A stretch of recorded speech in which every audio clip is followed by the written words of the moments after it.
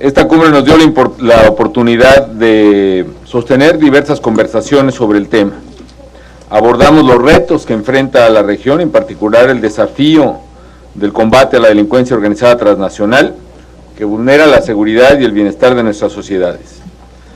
Subrayé la importancia de que se intensifiquen las acciones para reducir el consumo en los países mayormente consumidores, señaladamente Estados Unidos, para detener también el tráfico de armas hacia nuestros países y el lavado de dinero que alimenta la violencia y el poder de los criminales, así como para detener el flujo monetario que está atrás precisamente de esta violencia. A partir de la preocupación de diversos mandatarios en la región respecto del incremento de la violencia y el poder del crimen organizado vinculado al narcotráfico en sus respectivos países, señaladamente en Centroamérica, México se pronunció por la necesidad de analizar y de revisar diversas opciones a fin de fortalecer sobre un enfoque multinacional las políticas públicas orientadas a combatir este flagelo. Acordamos, en este sentido, el encomendar la realización de un estudio tanto a la Organización de Estados Americanos como a la Oficina contra las Drogas de la Organización de las Naciones Unidas, con el apoyo de nuestros gobiernos y de quien estas entidades consideren conveniente, a fin de que realicen, como he dicho, un estudio profesional de carácter técnico que, basado en evidencia sólida y científica, permita fortalecer desde una perspectiva integral nuestra lucha por la seguridad de las familias, particularmente en América Latina y en el Caribe. Se trata, pues, de realizar un diagnóstico y un análisis de alternativas que incluya las implicaciones, los costos, los beneficios de las diversas opciones de política pública posibles que podemos implementar sobre estos temas. Hubo también un claro reconocimiento sobre la responsabilidad que todos tenemos de seguir avanzando decididamente en la reconstrucción y en el fortalecimiento de nuestras instituciones de seguridad y procuración de justicia, particularmente en la imperiosa necesidad de contar con cuerpos policíacos y ministeriales confiables y eficaces, de enfrentar a los criminales cuya actividad no se limita al narcotráfico, sino que avanza sobre acciones que lastiman cruelmente a la sociedad, como es el secuestro y la extorsión. Y sobre todo de seguir aplicando políticas sociales, políticas de salud pública, educativas y de generación de oportunidades de trabajo o esparcimiento que benefician a las comunidades más vulnerables afectadas por la inseguridad. Por todo esto, México ha insistido también en la necesidad de generar nuevos y más eficaces mecanismos de cooperación entre todas las naciones para enfrentar este mal. Salimos de Cartagena con un compromiso renovado basado en el principio de la responsabilidad compartida. En particular, México propuso y la cumbre aprobó el crear un sistema interamericano contra el crimen organizado. Quiero decirles que esta propuesta encontró un respaldo unánime por parte de los 33 países participantes en esta cumbre. Todos los mandatarios de la región hemos dado instrucciones para que este sistema quede integrado antes de que termine el presente año. En calidad de país promotor del mecanismo, México será sede de las sesiones de trabajo entre expertos y encargados de seguridad y procuración de justicia del continente. El fruto de estas deliberaciones irá configurando una red continental que articule las políticas y las acciones que se pondrán en práctica en el terreno. A la luz de esta decisión, México promoverá el establecimiento de un centro que coordine la plena implementación del Plan de Acción Hemisférico contra la Delincuencia Organizada Transnacional, armonizando y coordinando los esfuerzos sobre el tema en los distintos órganos de la región, en particular de la Organización de Estados Americanos. Otro gran tema que formó parte de las discusiones de la cumbre ha sido el desarrollo y el crecimiento económico. El viernes participé en la Cumbre Empresarial de las Américas. Por primera vez, los jefes de Estado y de Gobierno dialogamos con líderes empresariales de todo el continente sobre las mejores vías para impulsar la prosperidad de la región. Tanto en ese foro como en la sesión de trabajo de la Cumbre de las Américas, expresé mi firme convicción de que las coordenadas por las que tiene que pasar el progreso del continente están en la integración, particularmente en la integración económica, en la apertura al comercio y en la libertad, y no en el proteccionismo ni en la estatización. Si queremos más crecimiento económico, debemos tener más comercio y más inversión recíproca e interna en nuestra región.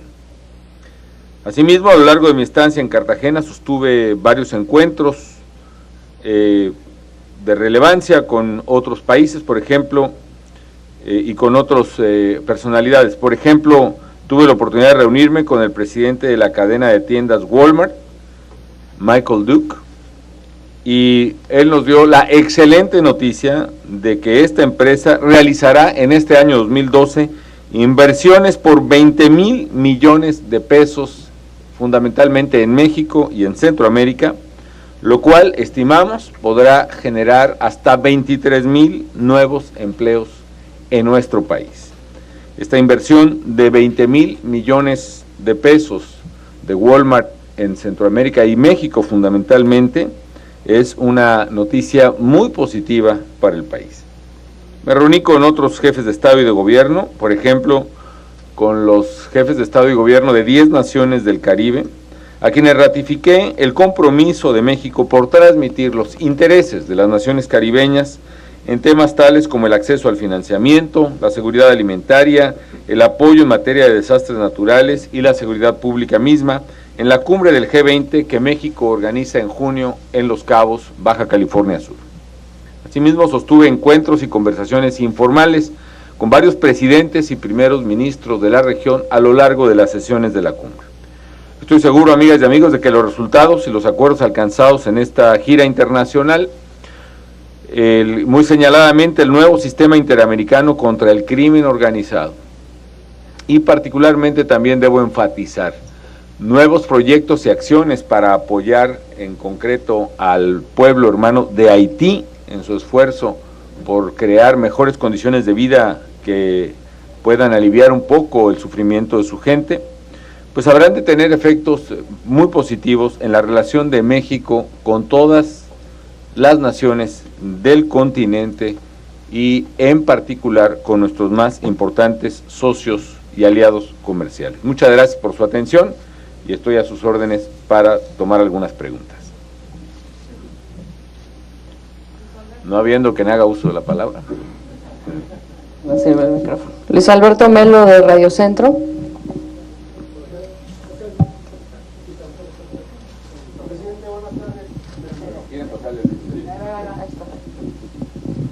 Buenas tardes, presidente.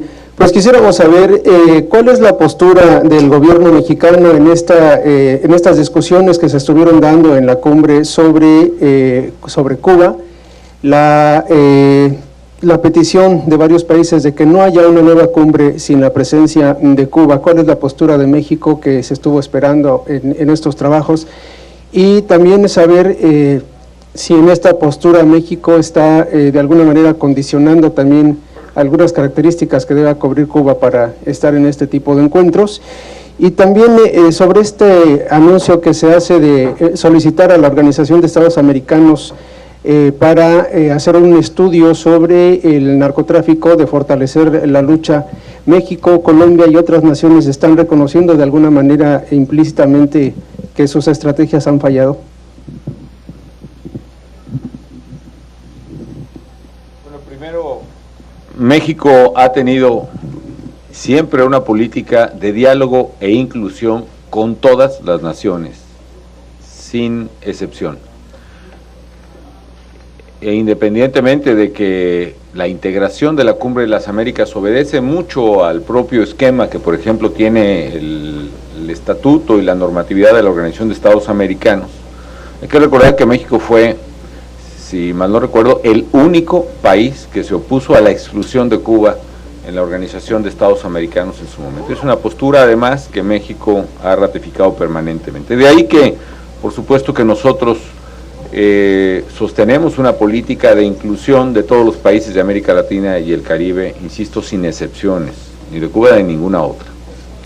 Eso no es óbice para decir que tenemos puntos de vista diferentes, que nosotros sostenemos también una política de respeto pleno a los derechos humanos, a la libertad y a la democracia en México, en Cuba y en cualquier parte de América y del mundo. Y es una postura indeclinable mía y de mi gobierno que sostendremos y que por supuesto refleja discrepancias con las circunstancias, las condiciones políticas que puedan prevalecer en Cuba o en otros países. Pero estas discrepancias no son obstáculo para que nosotros nos pronunciemos siempre precisamente por esta inclusión.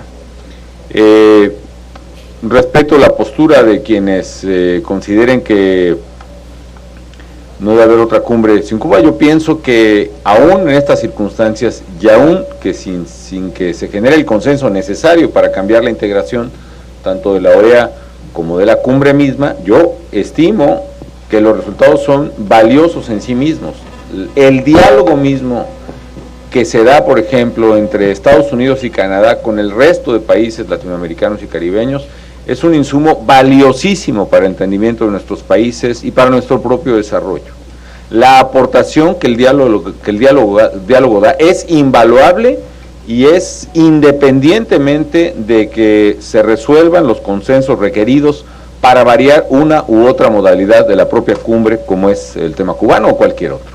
Es decir, el diálogo vale en sí mismo. Déjenme decirles además que yo creo que es la primera vez, por lo menos que en lo que en mi experiencia respecta, que un presidente de los Estados Unidos permanece prácticamente todo el tiempo de la cumbre sentado escuchando todos los planteamientos de todos los países, así sean los planteamientos más disímbolos o los más cuestionables o los incompatibles, como le quieran llamar. A mí me parece que es un gesto muy valioso del presidente Obama que hay que poner en consideración, y que esta posibilidad de diálogo es una oportunidad única para muchos pueblos que no debiera desaparecer ni debiera menospreciarse. En el caso de México ciertamente tenemos muchas oportunidades de tener este diálogo. Me acababa de reunir yo con el presidente Obama hace una semana, dos, en la cumbre de América del Norte, al cual México pertenece junto con Canadá y Estados Unidos. Nos hemos reunido en múltiples ocasiones, en el G20, en reuniones bilaterales, en otras cumbres convocadas en otras partes del mundo, es cierto, pero para muchos países del Caribe, por ejemplo, de América Latina, el tener un diálogo continental, hemisférico, es una oportunidad invaluable que a mi juicio claramente es muy positiva y debe preservarse. Por otra parte, de ninguna manera esto implica que se haya señalado un fracaso o falla de nuestra estrategia, al contrario, implica precisamente la oportunidad de fortalecerla, de enriquecerla y de comprometer a otros países. Lo he dicho en todos los foros, simplemente me remito al discurso que yo di en la propia Asamblea General de las Naciones Unidas, en la cual señalamos que requerían los países consumidores asumir una mayor corresponsabilidad en la lucha por la seguridad pública y el combate al crimen organizado que realizamos muchos países, y que estamos precisamente llamando a esa corresponsabilidad, y que los países consumidores, señaladamente Estados Unidos, deberían realizar un esfuerzo mayor para reducir el consumo y consecuentemente el flujo extraordinario de recursos económicos que va a parar a las manos de los criminales. Que era obligación de los países consumidores el establecer y el explorar todas las alternativas para reducir ese flujo de dinero, y que si no era posible o no estaba en sus intereses reducir el consumo de sus propios ciudadanos, deberían explorar todas las alternativas, incluyendo las alternativas de mercado, para reducir el flujo proveniente de las ganancias exorbitantes del tráfico de drogas y del consumo de drogas en Estados Unidos. Eso lo dije entonces y lo sostengo y lo he sostenido siempre. Este llamado a la corresponsabilidad y esta búsqueda de alternativas que permitan construir una política integral que abarque la oferta, que abarque la demanda del mercado, que abarque la lucha no solo contra el narcotráfico, sino contra el crimen organizado y su violencia, que abarque las medidas preventivas, que abarque los ejes que hemos sostenido, que siendo válidos para México también son válidos para muchos países de la región, es decir, combate frontal a los criminales, reconstrucción de instituciones de seguridad pública y de justicia en nuestros países y sobre todo reconstrucción del tejido social con base en la creación de oportunidades de trabajo, de educación, de salud y de esparcimiento, en particular para los jóvenes de México y de América Latina. Esos tres ejes estratégicos son válidos para toda la región. La realización de ese estudio que propusimos y apoyamos nos permitirá precisamente el poder mejorar y fortalecer, tener mayor eficacia y mayor éxito precisamente en nuestra estrategia, que tiene un objetivo común, que no es por sí mismo el combate al narcotráfico por sí mismo, per se, sino es lograr la seguridad y la tranquilidad de nuestras familias. Déjeme decirle que en México organizamos en la ciudad de Mérida una cumbre del mecanismo de Tuxtla, de diálogo y concertación de Tuxtla, donde ya habíamos abordado el tema. Aunque es un poco largo, yo me permito repetirlo para los periodistas no mexicanos, que no conocieron quizá de esta reunión. Señalamos que precisamente el consumo de drogas en Estados Unidos ha generado una espiral de crimen y violencia en diversos países de América Latina y el Caribe, debido al alto poder económico de esos grupos y al aumento de su capacidad de fuego. Aún más grave es el hecho de que la mayoría de las armas que utilizan los criminales en contra de civiles y autoridades son adquiridas en los propios centros de consumo de drogas, sin que se tengan medidas efectivas para controlar la venta masiva de armamento. Y también destacamos, también señalaron que en algunos casos los criminales no limitan su actividad al tráfico y distribución de drogas, sino que diversifican su actividad y actúan como organizaciones criminales que secuestran, extorsionan y en general buscan apoderarse de las rentas de una comunidad a través de la violencia o la amenaza a los ciudadanos. Y dijimos en un punto sexto, y es al que me quiero referir específicamente, en virtud de lo anterior y ante la evidencia del incremento sostenido en el consumo de drogas, los mandatarios expresaron su convicción de que es indispensable que los Estados Unidos de América y demás países consumidores adopten medidas más drásticas y eficaces para rastrear y cortar el flujo de dinero producto de actividades ilícitas hacia las organizaciones criminales. Señalaron que lo deseable sería una sensible reducción en la demanda de drogas ilegales. Sin embargo, si ello no es posible, como lo demuestra la experiencia reciente, las autoridades de los países consumidores deben entonces explorar todas las alternativas posibles, insisto, todas las alternativas posibles para eliminar las ganancias exorbitantes de los criminales, incluyendo opciones regulatorias o de mercado orientadas a ese propósito. Con ello se evitaría que el trasiego de esas sustancias siga provocando altos niveles de crimen y violencia en las naciones latinoamericanas y caribeñas. Bueno, pueden consultar desde luego en la integralidad del documento, pero mi punto es que hemos enfatizado precisamente en la necesidad de explorar esas alternativas, particularmente por los países consumidores, que son los que generan los flujos de dinero exorbitante hacia el crimen organizado, precisamente para reducir esos flujos. El estudio que hemos encomendado es precisamente un estudio de análisis de alternativas, no para claudicar ni mucho menos, sino para fortalecer y hacer mucho más exitosa la lucha por la seguridad de nuestras familias y contra el crimen organizado. Ana Gómez Parra, de FE. Buenas tardes ya.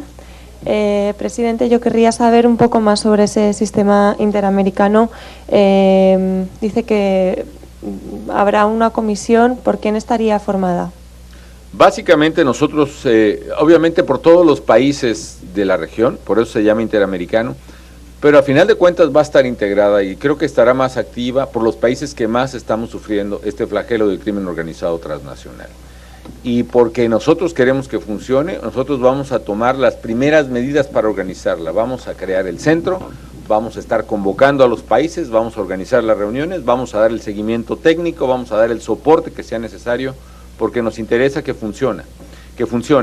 Entonces implica que todos los países que la suscriben, los 33 que la suscriben y que participan en la cumbre, participen en este sistema, pero el seguimiento y particularmente la constitución del centro lo vamos a hacer los mexicanos por lo pronto. Y estoy seguro de que las reuniones que tengamos en lo futuro permitirán irle dando el diseño cada vez más específico y funcional, tal y como se vaya requiriendo. Guillermo Cardoso, de 1+1. Señor presidente, buenas tardes. Quisiera preguntarle algo que va relacionado con la pregunta anterior de mi compañero. Ha ido usted a Washington y ha hablado sobre la reducción de armas, el flujo de armas a nuestro país, ha hablado sobre el papel que debe hacer Estados Unidos para reducir el consumo de drogas. Sin embargo, hemos visto que todo se queda simplemente en bonitas propuestas, en bonitos intercambios de ideas, de comunicación entre usted y el presidente Obama. Yo quisiera preguntarle, ¿de veras, sinceramente, usted cree que haya la intención, el propósito, la decisión de Estados Unidos de reducir el consumo de drogas dentro de su país y de frenar el tráfico de armas hacia México? Y por otro lado, hay gente que habla ya de 60,000 muertos en esta lucha contra la criminalidad que viene librando el gobierno de México y todo México en general. ¿Eso no le genera a usted algún cargo de conciencia, como mucha gente lo señala? Por lo primero, yo estoy convencido de que estamos cambiando verdaderamente este tema, la discusión sobre este tema de manera drástica en los últimos años. Probablemente para un observador poco cuidadoso no esté pasando nada, pero el hecho mismo de que esta cumbre haya tenido este debate y hayamos llegado a este acuerdo, marca una diferencia radical e impensable incluso hace algunos meses. Y no hubiéramos llegado a esto si no hubiéramos emprendido una exigencia permanente y clara de corresponsabilidad de los Estados Unidos en este tema. Y ahora precisamente no solo es México, sino es prácticamente toda la región en Centroamérica, desde luego el impulso muy decidido del presidente colombiano, y pues es un tema que está en la mesa y que eso genera resultados. Nuestra estrategia no es depender de lo que un día decida hacer o dejar de hacer Estados Unidos. Nosotros estamos exigiendo esa corresponsabilidad y, por cierto, hoy se da por sentado, es el principio de corresponsabilidad que México siempre exigió, hoy se da claramente sentado de que Estados Unidos y toda la región es corresponsable de este problema, no es un problema mexicano. En segundo lugar, yo creo que en la propia administración de Estados Unidos ha habido un esfuerzo por generar reducción del consumo, pero es claro que o no es suficiente o no es eficiente y se requiere hacer mucho más. Y ahora centrémonos no solo en reducir el consumo, sino el flujo de dinero. En el caso del flujo de armas, evidentemente hay muchos intereses que se oponen precisamente a una regulación de armas sobre este tema, y para vencer esos intereses tenemos que generar una fuerza de opinión pública y diplomática tal que permita precisamente poner este tema en la mesa. Y la insistencia de México acabará precisamente por ello, por generar primero una información suficiente en el mundo y en la región, y segundo una presión en la opinión pública que provoque cambios precisamente en las políticas públicas, en este caso de Estados Unidos. Por lo otro, también vale la pena observar lo que está ocurriendo en toda la región e insistir en el tema. La violencia no es causada por el gobierno. Es evidente que los grupos criminales, los grupos de crimen organizado, en una disputa por el territorio, no solo en México, vea usted lo que está ocurriendo en toda América Latina, o por lo menos entre los Andes y el mercado de consumo de Estados Unidos, en Guatemala, en Honduras, en Panamá, aquí en Colombia, en Venezuela, en el Caribe, en todos los países se ha registrado en la última década y media, un incremento notable y peligroso de la violencia y de los homicidios, a grado tal que esta región es la más violenta del mundo. Y si en México se considera que hay, con todo el problema que tenemos, 18 homicidios por cada 100,000 habitantes, que es una cifra alta, considérese esta problemática en la perspectiva de países como Honduras, por ejemplo, que están registrando 70 homicidios por cada 100,000, Guatemala, más de 50 homicidios por cada 100,000, Jamaica, más de 40, varios países del Caribe arriba de esas cifras, El Salvador mismo con una problemática muy importante, aquí mismo en Colombia 34 homicidios por cada 100,000, casi el doble que México, Brasil 23 homicidios por cada 100,000, más homicidios que en México, de manera tal que no es un problema, ya no digamos del gobierno, ni siquiera solo de México, y son homicidios causados por la delincuencia. Es realmente absurdo, es, por decirlo de manera elegante, pues limitada la visión que considera que esas muertes derivan de la acción del gobierno. Esas muertes son homicidios generados, válgame la redundancia, por homicidas, por criminales despiadados que están fundamentalmente atacando a sus adversarios de otras organizaciones criminales o atacando a la sociedad, y por esa razón el cargo de conciencia sería no combatir a los criminales, porque el dejar avanzar a los criminales es donde está la causa de una buena parte de los problemas que estamos enfrentando. La acción del gobierno no genera la violencia, es la violencia la que exige la acción del gobierno. En los operativos que el gobierno mexicano ha implementado, no surge la violencia por los operativos que hacemos, porque hay violencia, las autoridades locales piden al gobierno federal que intervenga, interviene el gobierno federal e incluso se reduce la violencia. Y eso ya es el caso de una gran cantidad de operativos que hemos puesto en práctica. Lo mismo en Tijuana, en el propio Ciudad Juárez, en Acapulco, en Veracruz, en La Laguna, en fin, en Tamaulipas, y todos estos casos evidencian que esta confusión de causa-efecto debe aclararse. La violencia no es producto de la acción del gobierno. La acción del gobierno es una respuesta clara, enérgica, sí, pero precisamente una violencia preexistente. Y además, tan claro que hay, vean lo que está, ¿por qué surge este tema? No porque sea un problema de México, es un problema de toda la región. Y hay países que tienen políticas disímbolas, hay países que combaten a la delincuencia y otros que no la combaten, unos porque no pueden incluso. Pero el problema de homicidios y violencia es de toda la región. Y evidentemente eso refleja precisamente que la causa está mucho más allá de la acción del gobierno. Por último, Pedro Mendoza, de AP. Señor presidente, buenas tardes. Primero de todo, me llama mucho la atención que tanto usted como el presidente Santos comentaron la paciencia del presidente Obama para escuchar a los 32 mandatarios. Hijo, es que había que estar ahí para verlos. Señor presidente, ¿qué evaluación le da usted a esta cumbre? ¿Fue un éxito o fue un fracaso frente a los temas como narcotráfico, Cuba y las Islas Malvinas?